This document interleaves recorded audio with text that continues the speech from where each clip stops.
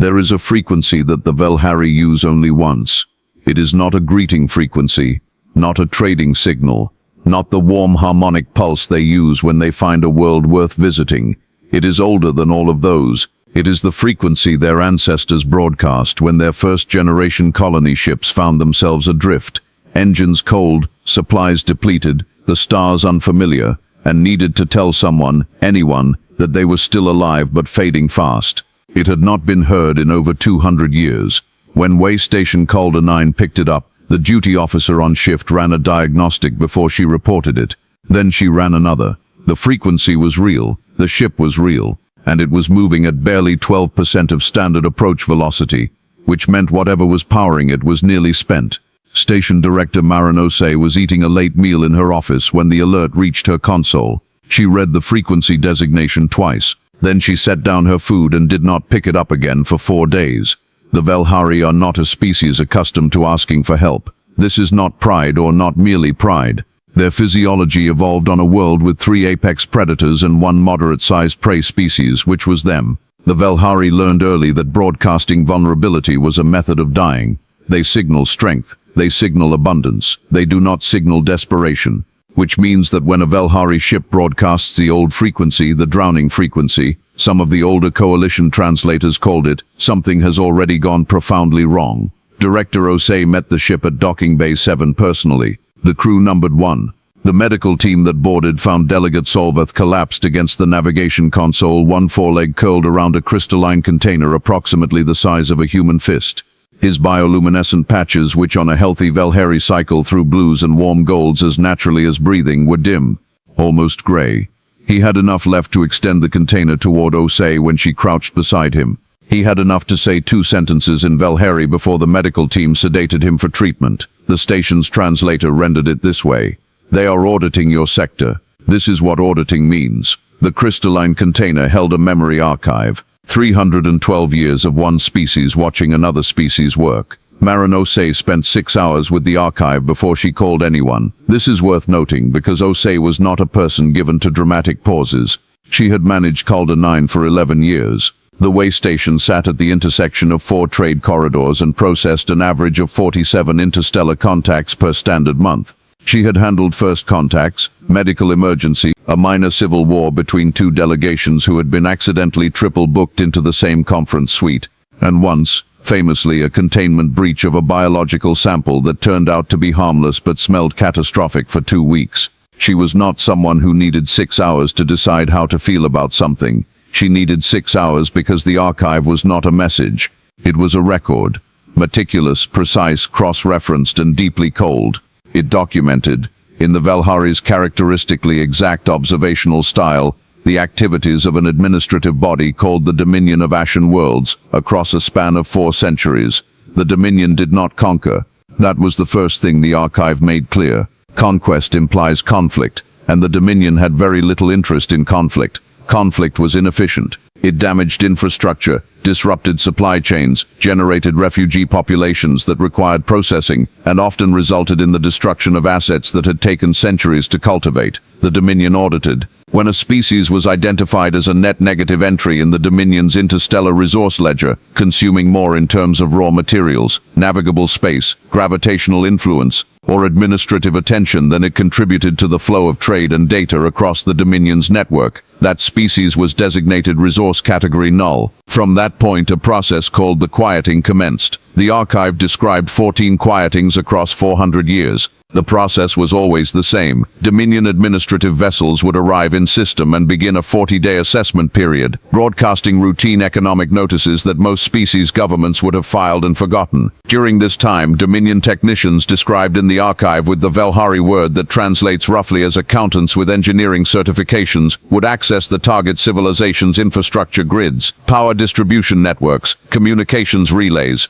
water and atmospheric processing systems, the computational architecture beneath modern civilization. On day 41, the infrastructure would stop, not explode, not burn, stop. The lights would go out, the processors would halt, the water recyclers would pause mid-cycle, the transport networks would freeze, and Dominion relocation vessels would arrive to collect the now helpless population and transport them to Dominion efficiency centers, where the most technically capable individuals would be assigned to Dominion operations, and the remainder would be held in a state the archive described with careful Velhari understatement as inactive storage pending assessment.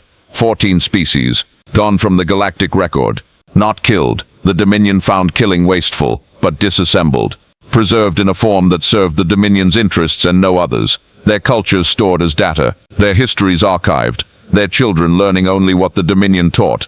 Marin Osei read every entry. Then she made her call. The Coalition's response to her report can be described charitably as measured. Archivist Counselor Den arrived at Calder 9 aboard a Sothrani vessel 3 days later. The Sothrani are among the oldest spacefaring species in the Coalition. Their archives predate human orbital flight by roughly 8,000 years, and Counselor Den carried that history in the precise, unhurried way he moved through the way station's corridors. He was tall by Coalition standards, his insectoid frame folded with a kind of deliberate elegance, and he had the manner of someone who had seen enough of the galaxy to be very difficult to surprise. He was, Osei observed, not entirely unsurprised. The Sothrani have records of the Dominion, Den told her when they sat across from each other in the station's small conference room. Not detailed records. The Dominion is careful about what information it allows to circulate, but the references are there, particularly around the periods when certain species simply ceased to generate new entries in the trade logs. He set his forelimbs on the table. 3 coalitions have attempted to formally oppose the Dominion over the past 2 centuries. Each coalition discovered, in due course, that their administrative systems had been accessed in ways they could not fully trace. Each coalition found itself unable to mount a sustained response. Equipment malfunctions, communication failures, supply disruptions that no one could attribute to any hostile action. He looked at the crystalline archive on the table between them. The Velhari delegate, is he recovering? Slowly, Osei said. He was in their space for a long time, watching. Den made a soft sound that the translator rendered as something between grief and gratitude. The Velhari observe. It is their gift and their burden. He would have watched until he had enough to show someone. A pause. The question is what someone intends to do with it. Osei looked at the archive. What sector did he say they were auditing? Den met her eyes. He did not answer, because he did not need to. Senior Technician Preeta Sundaram found the first tap on a Tuesday. She had not been looking for it specifically. She was running a maintenance sweep on Calder 9's external power grid, a quarterly routine she had been performing for 3 years, the kind of task that required about 40% of her attention and left the other 60% free to listen to music and think about other things. The anomaly registered as a tiny persistent drain, so small that it had been auto-categorized as measurement variance in every previous sweep, a rounding error, a ghost in the numbers.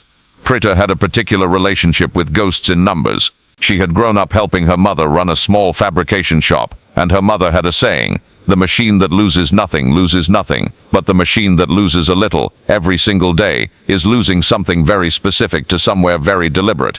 She pulled the drain signal apart. She followed it backward through the grid. She found it connected to a small transceiver module embedded in the exterior hull plating, not inside the way station structure where any inspection would find it, but within the plating itself. Installed during the station's original construction, or during a repair cycle. Installed by someone who understood that the best place to hide a listener is somewhere that no one thinks to look, because no one imagines it could have been there from the beginning. The module was broadcasting. It had been broadcasting, as best she could determine, for at least 7 years, perhaps longer. She brought it to Director Osei without touching it. She brought it still transmitting, because she understood with the same practical instinct that had identified the drain in the first place, that whatever was receiving that signal would notice if the signal stopped. "It's not recording everything," Preeta explained to Osei and Counselor Den, her voice the careful calm of someone delivering bad news with precision. "It's logging traffic metadata, who contacts who, how often, what volumes of data move between which parties. It doesn't need to hear our conversations, it needs to know the shape of our relationships." Den studied the module through the containment case Preeta had placed it in. "A social audit," he said quietly. "They map the network of dependencies before they access the infrastructure." "They've been mapping us," Osei said. "They have been mapping this entire corridor," Den replied, "for a very long time." The silence that followed lasted long enough for all 3 of them to understand that they were not facing an approaching threat. They were facing a threat that had been arriving, patiently, for years. The transmission from Dominion Administrator Corell arrived 8 days after Solveth's ship. It came through the standard Coalition trade frequency, logged as a routine administrative notice, flagged for the attention of the Governing Council of the Kepler-7 Colonial Settlement, population 44,000. It was written in the formal register of Dominion administrative language, precise, impersonal, and utterly without malice, which made it worse. The settlement designated Kepler-7, Human Category C Developmental, has been assessed under the Dominion Standard Resource Allocation Protocol. Following review of resource consumption, spatial footprint, trade output, and projected developmental trajectory, the settlement has been classified Resource Category Null, Subcategory Pending Integration. The quieting process for the designated settlement will commence in 30 standard days. Settlement residents are advised to maintain normal operations during the assessment period. Disruption to normal operations may affect integration outcomes. There was no signature block beyond the administrative code Corel 7 Adjudicator Primary, 44,000 people, 30 days. Marinose read the notice 4 times, then she contacted Earth. The debate that followed in the Earth Governing Council chambers lasted 19 hours. It is not the purpose of this account to render that debate in full. What matters is its shape, because the shape of that debate would echo in every decision that followed. Some argued for negotiation. The Dominion was not, strictly speaking, attacking. It was following a process it had followed for centuries. Processes could be interrupted if the right language was found. Trade arrangements could be proposed. Settlements of value could be demonstrated. 44,000 people were not a population the Dominion would find it worth antagonizing a species over, if that species presented an alternative calculation. Others argued for evacuation. Kepler-7 was a colonial settlement. Painful as it was to acknowledge, 44,000 people could be moved. The settlement's infrastructure could not, but people could survive the loss of infrastructure. Begin the evacuation. Buy time. Find another path. A third position emerged, quieter than the others, from a representative named Director Emeritus Halson, who had served on the council for 22 years and was known among his colleagues for saying very little and being correct about most of it. He said, "The archive the Velhari brought us documents 14 species in 400 years. The Dominion has been practicing this process longer than our civilization has had electricity. We are not the first species they have audited, and if we evacuate Kepler-7, we will not be the last settlement they designate. We will be the first species that the Dominion correctly identifies as willing to move rather than resist. That designation will follow every human settlement, every human colony, every human way station for as long as the Dominion operates. We are not deciding what to do about Kepler-7, we are deciding what the Dominion is allowed to believe about humanity." The vote that followed was not unanimous, but it was decisive. Protocol Remnant was authorized. Commander Tyrell Voss had spent 11 years working on a contingency he was not permitted to discuss.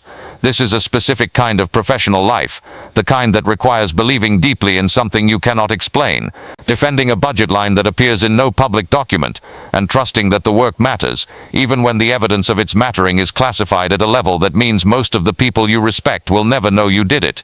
He had recruited his team across a decade. They were not traditional military. Some were intelligence analysts. Some were systems architects.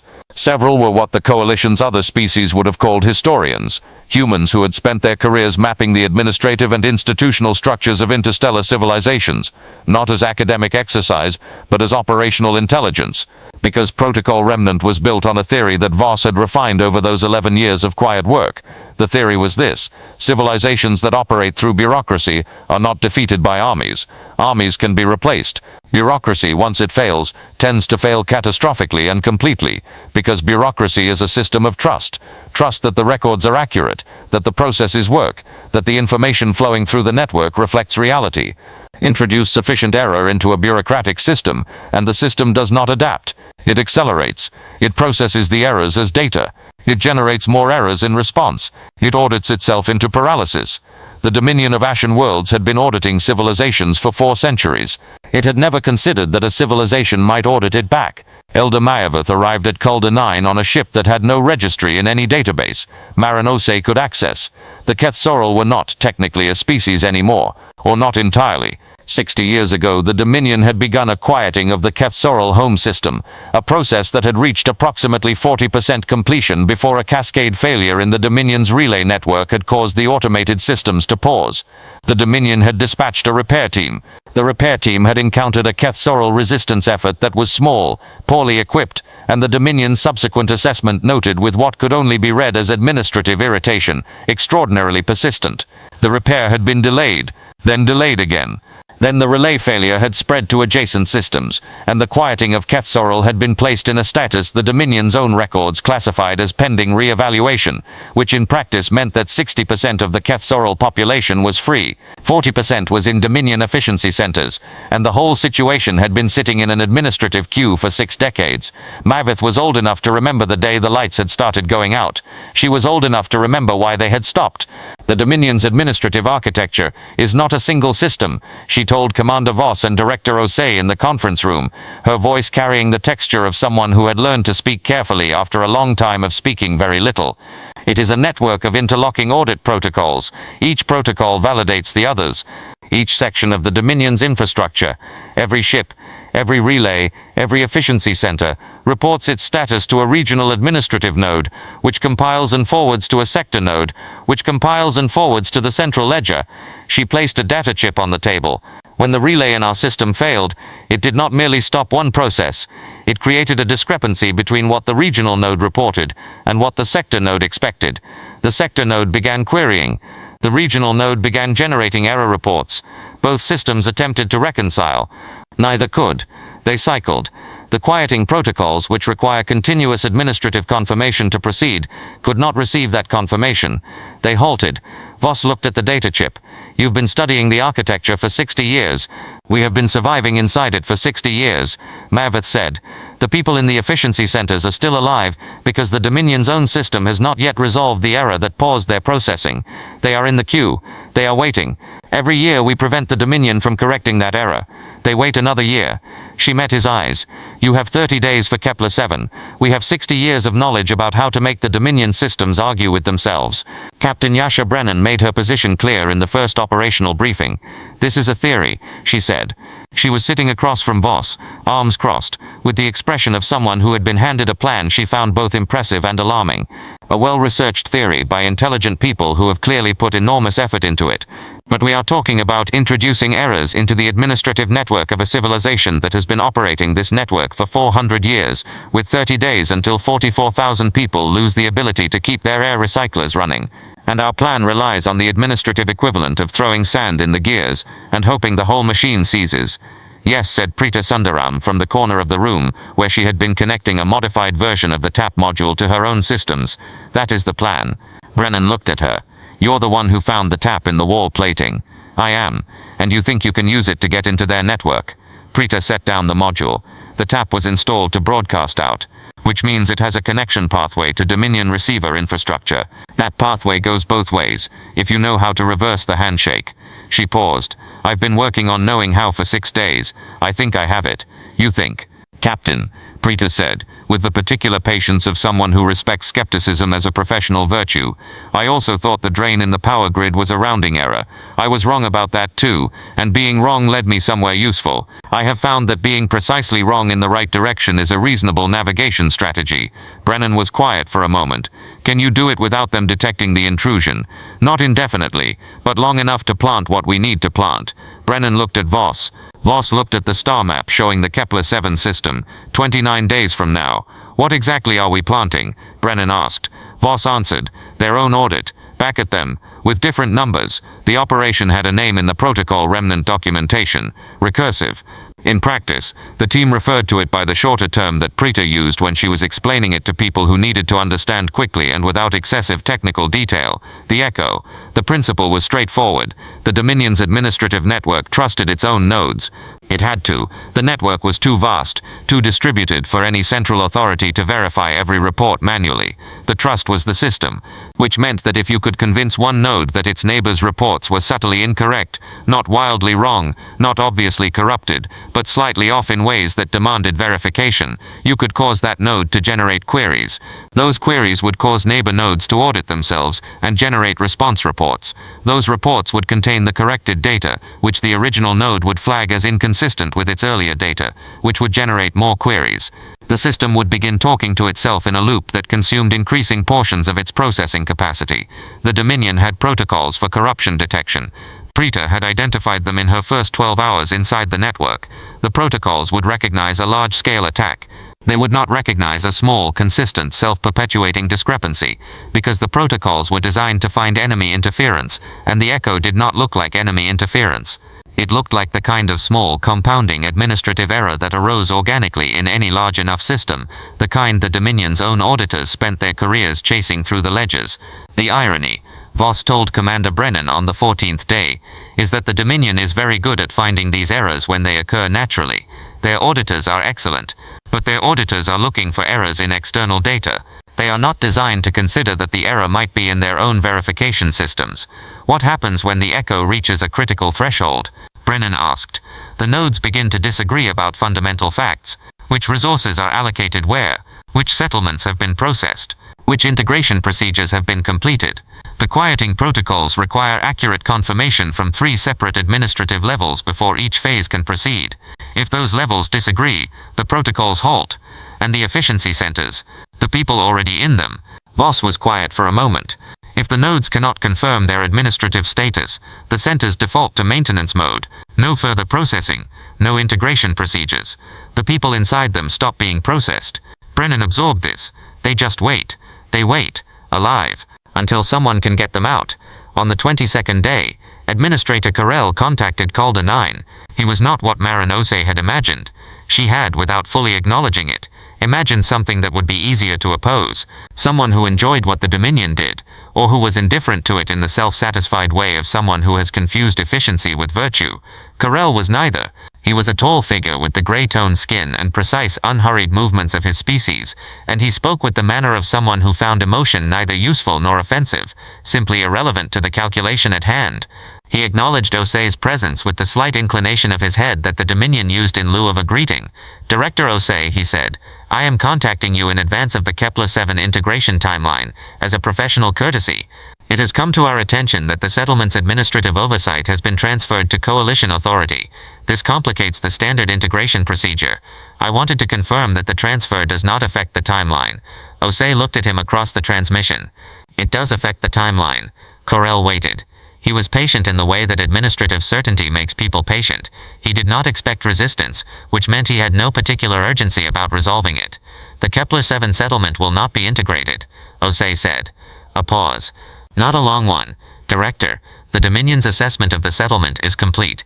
The resource category null designation is not subject to appeal under standard protocol. I understand that. I'm not appealing, Ose said. I'm telling you the settlement will not be integrated. I'm also telling you that the Dominion's assessment of humanity is incorrect. Another pause. In what respect?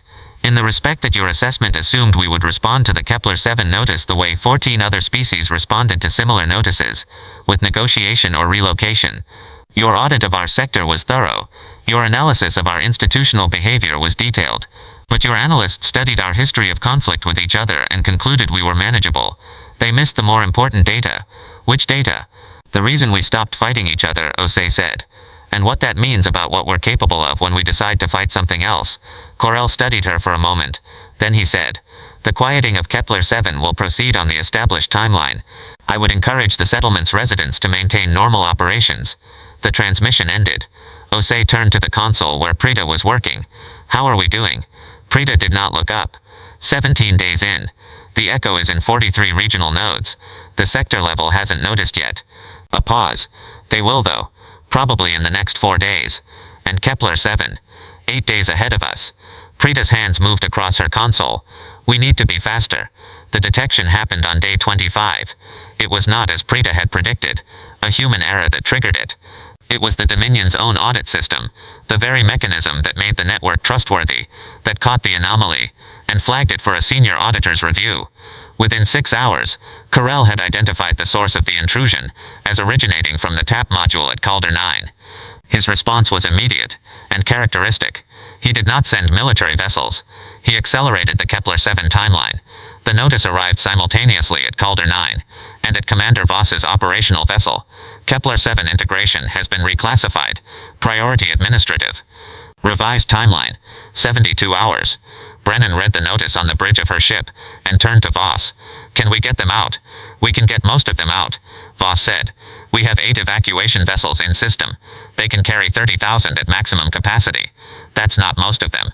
That's 2/3. "Yes." Brennan looked at the star map. "The Echo. Where is it?" Spreading, Preeta's voice came over the common from Calder 9. "But not fast enough. We needed another week. We have 3 days." The silence on the bridge lasted approximately 4 seconds. This was, for a military operational brief, a very long silence. Then Brennan said, "What happens if we push it? Stop being subtle. Put the Echo into the sector-level nodes directly. They'll detect it and shut it down," Preeta said. "How long will detection take?" A pause. "Depending on how they respond. 6 hours, maybe 8. And if we can hold their detection response for 6 hours while the Echo runs at full propagation rate in the sector nodes." "The sector nodes talk to everything," Preeta said slowly. "If the Echo is in the sector nodes running at full propagation, everything that sector node validates would receive inconsistent data simultaneously. The halt protocols would trigger across the entire sector, including Kepler-7's integration protocols, including every Dominion integration protocol in 14 systems." Brennan looked at Voss. He looked at her. Neither of them said anything for a moment, because neither of them needed to. The question was already answered by the fact that they were both still standing here instead of walking away. "Get me every human vessel in the sector," Brennan said. "We're going to give Preeta her 6 hours." What followed was not a battle in the traditional sense. There were no great fleet engagements, no lines of warships trading fire across the void.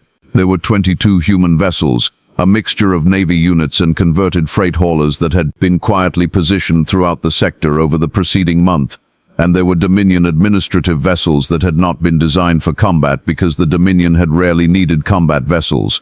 When you could simply turn off a civilization's infrastructure, dedicated warships were an inefficiency. What the human vessels did was intercept every Dominion vessel moving toward relay nodes, every signal attempting to reach the sector administrative hub, every communication that might have allowed Dominion auditors to isolate the Echo before it completed its propagation. Captain Yasha Brennan ran the intercept personally from her vessel. She was good at it, not because she had trained for exactly this scenario, but because the skill underneath it was one she had practiced in a dozen different contexts. The skill of being in exactly the place that prevents something from happening, at exactly the moment it matters, without requiring that place to also be dramatic or glorious.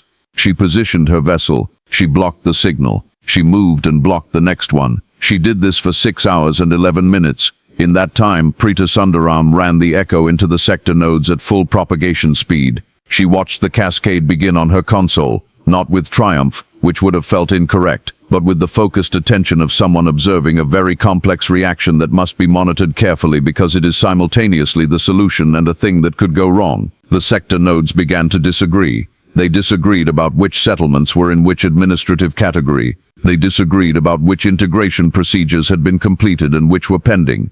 They disagreed, critically, about the status of approximately 2 million individuals currently held in Dominion efficiency centers across the sector, because the Echo had seeded inconsistencies in the records describing their administrative processing and the halt protocols. Finding themselves unable to confirm completed processing, defaulted to maintenance mode. The quieting of Kepler-7 stopped on day 27, approximately 9 hours before it was scheduled to begin, when the Dominion systems responsible for coordinating it found themselves unable to confirm the settlement's administrative status across 3 required authorization levels simultaneously. The evacuation vessels that had been preparing to carry 30,000 colonists away from their homes stood down. The 44,000 people of Kepler-7 watched their sky, and nothing came. What came instead, 2 days later, was Administrator Corell.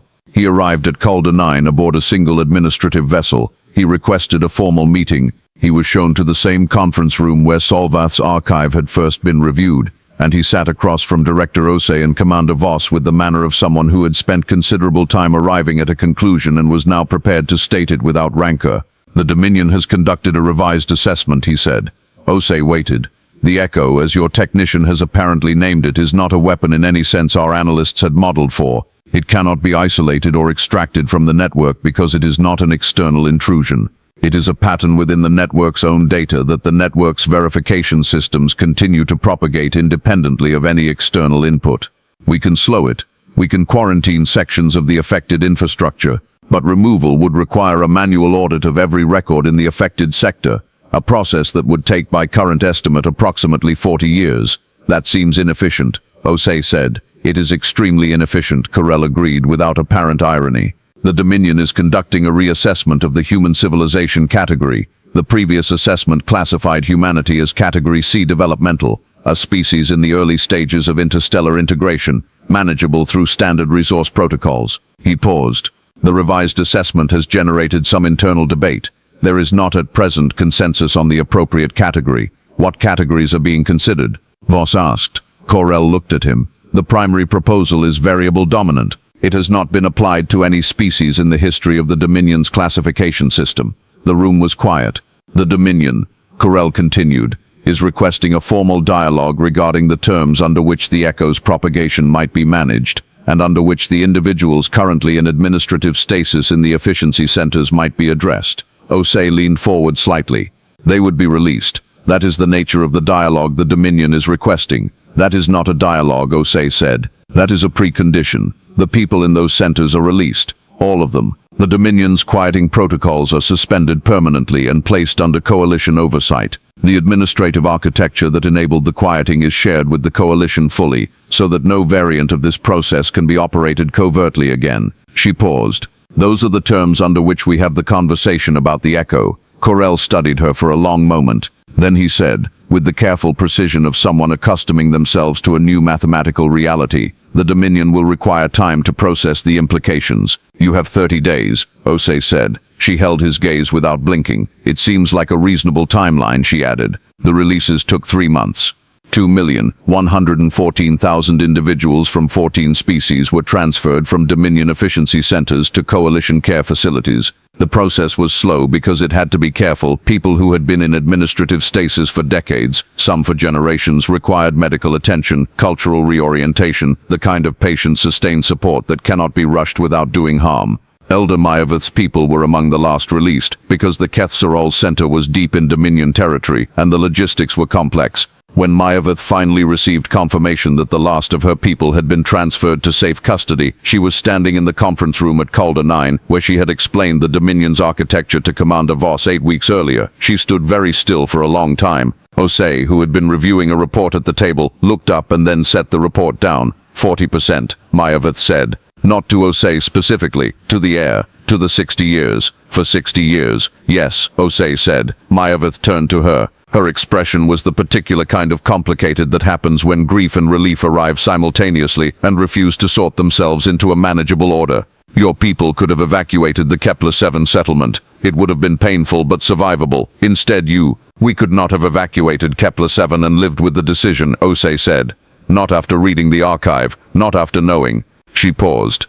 We did not want this. We are not particularly pleased to have done it. We are pleased that it is done. Mayaveth nodded slowly. The Velhari have a concept. I have always found it interesting, as an observation of how different species understand the same thing differently. They call it the weight of witness. The idea that observing suffering without response is itself an action, that looking is a choice. She looked at the table. Solvath understood that. He watched for a very long time. He came here knowing he might not survive the journey. Is he going to recover? Osei asked. Yes, Mayaveth said. And for the first time since Osei had met her, she smiled. He is very pleased with how things have gone. He has been very specific about that. The tribunal convened 4 months after Corell's arrival at Calder 9. It was a coalition proceeding, not a human one. This had been deliberate. The decision, made jointly by the Council and Commander Voss, reflected a conviction that what the Dominion had done was not a crime against humanity specifically, but against the idea of civilization. The galaxy had a mechanism for that kind of accounting. It should be used. Administrator Corell attended. He was not the only Dominion official present, but he was the most senior. He had, in the weeks following his visit to Calder 9, overseen the suspension of the quieting protocols and the coordination of the releases with what appeared to be genuine administrative competence and a notable absence of obstruction. Whether this represented a change in his values or simply a recalculation of the most efficient path forward was a question that different observers answered differently. Mayaveth, when asked, said it was probably both, and that the distinction mattered less than the behavior. The tribunal read the ledger. This took time. The Coalition's chief archivist, not Councillor Den, who had requested not to perform this role, finding it beyond his capacity to do without losing the composure his position required, read each of the 14 species' names into the record. Not the names the Dominion had used, administrative category codes, resource designations, efficiency center IDs, their actual names, the names they had called themselves, the names their children had known, the languages that had been archived as data and would now be taught again to the children who were learning what their grandparents had known before the lights went out. It took 6 hours and 40 minutes. No one left. Marino Say stood at the observation window of Calder 9 3 weeks after the tribunal. The way station looked exactly as it always had. 4 trade corridors intersected at this point in space, and ships still moved along them. More ships now, if anything, because the release of the Dominion's network architecture to Coalition oversight had opened navigational data that had previously been restricted. The flow of the galaxy was different, slightly, since the Dominion had changed. More voices in more places, speaking more languages. She was drinking tea and looking at the stars when Delegate Solvath came to stand beside her. He was not the same shade of gray he had been when his ship arrived. He was not entirely recovered either. Some of the bioluminescent patches cycled more slowly than they should, and he moved with a careful deliberateness that spoke of a body still relearning trust in itself. But the blues were back. The warm golds were there, dim but returning. He stood beside her and looked at the same stars and said nothing for a while, which was very Velhari of him. "You knew we'd come," O'Shea said eventually. "Not a question." A pause. "I knew someone would come," Solvath said. "I did not know it would be humans. I did not know it would be this fast." Another pause. 60 years of effort by the Keth Sorrel achieved a delay. 8 weeks of effort by your people achieved a restructuring. I confess I had not correctly modeled the difference. We were angry, O'Shea said. "Yes, I observed that." The gold in his bioluminescence flickered briefly, the Velhari expression for something between amusement and depth of feeling. "But the interesting thing, from my perspective as an observer, and I hope you will forgive me, Director, this is simply what I am, the interesting thing was not the anger. It was what was underneath the anger." O'Shea looked at him. "The archive I brought you," Solvath said. "You read all of it?" "Yes, all 14 entries. Yes, I have shown that archive to 11 other species over the past 20 years, Solvath said quietly. Most read the first entry. Some read 3 or 4. 2 read the whole document. Of those 2, one recommended that the information be suppressed to prevent panic. The other began planning an immediate evacuation of their home system. He paused. "You read all 14 and then you sat in your office and did not call anyone for 6 hours. I was learning their names," O'Shea said. Solvath was very still for a moment. "Yes," he said. "I know. That is why I came here." The stars moved slowly across the window, as stars do when you are moving among them, which humans now were. The peaceful commerce lanes ran through this sector again. The efficiency centers were becoming something else. Rehabilitation facilities, some of them, cultural reconstruction centers, archives of living memory for species who were learning again what they had been before. Somewhere in the sector, Preeta Sundaram was teaching a coalition team how to monitor the echo, how to ensure it continued propagating just slowly enough to hold the Dominion systems in their new cooperative configuration, which Preeta described as not a permanent solution, but a sustainable one, which is often the same thing. Somewhere else, Commander Voss was meeting with coalition representatives about the shape of Protocol Remnant's next phase, because what had worked once could be refined, documented, taught and made available to species who might need it, not as a weapon, as a doctrine. A way of understanding that systems have seams, and seams can be found by people patient and precise enough to look for them. And somewhere, in a small recovery room on Calder 9, Elder Mayavath was meeting with a group of young Kethasorrel who had been in the efficiency centers since before they were born, and had come out the other side into a galaxy that was, for reasons they were still understanding, different now than it had been when the lights went out. She was telling them their history, all of it, from the beginning. If you look now at the hull of any vessel operating under the Galactic Coalition's civilizational protection mandate, the framework established in the months following the Dominion Accord, which committed a permanent coalition fleet to preventing any future quieting class operation against any registered species, you will find an inscription.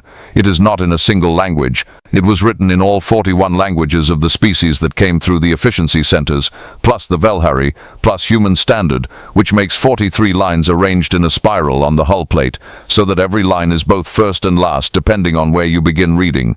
The human standard line translates simply, we read all 14 names. We will not let there be a 15th. If the question of how a bureaucratic empire that had operated for 4 centuries was restructured in under a year seems to require a more complete explanation, it does. There are entire volumes on the Coalition network dedicated to the technical details of the Echo's propagation, the tribunal proceedings, the rehabilitation programs. The galaxy produced a great deal of documentation about what humanity had done, and how and what it meant going forward. But perhaps the most honest summary came from Councillor Den, who in his formal report to the Sothrani Assembly 2 months after the Dominion Accord, described the human response in terms that the Assembly found characteristically indirect, and after some reflection, entirely accurate. He wrote, "The Dominion made a calculation. The calculation was correct in every particular except one. It assumed that a species choosing peace had chosen peace because peace was easy for them.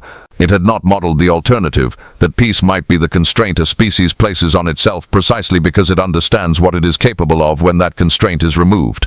This error is understandable. It is a difficult thing to model. It may be that the only way to know whether it applies to any given species is to do what the Dominion did, remove the constraint and observe what emerges. The Dominion had planned to administer humanity. Instead, it administered an experiment.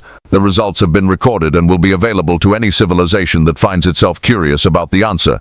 The Coalition's recommendation is, take our word for it. There will always be something to protect. This is the part that Marinose understands, standing at that window, looking at those stars. The galaxy is not a finished place. It is a place in the process of becoming something, and that process has friction in it, and cost, and the kind of weight that does not lift, just because one specific thing has been resolved. The Dominion is not gone. It is changed, and changing slowly, and the efficiency centers are becoming something else slowly, and the species who were quieted are recovering slowly, and slowly is not the same as not at all, and not at all is not acceptable, and so slowly it is.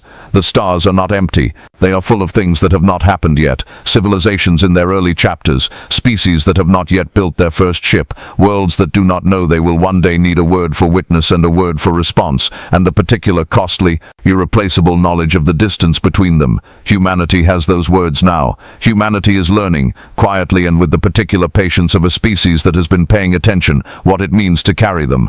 This has been a record of the Calder 9 incident, the Dominion Accord, and the events surrounding them, compiled from Coalition archives, Velhari observational records, Keth Sorrel historical testimony, and the operational logs of Protocol Remnant.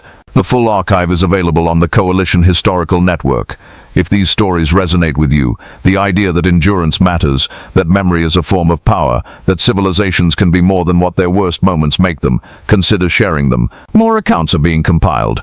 The next record will ask a different question. What happens when a species encountered only in legend turns out to be real, and to have been watching the Coalition for longer than the Coalition has existed? Some questions are better asked once you've decided you're ready for the answer.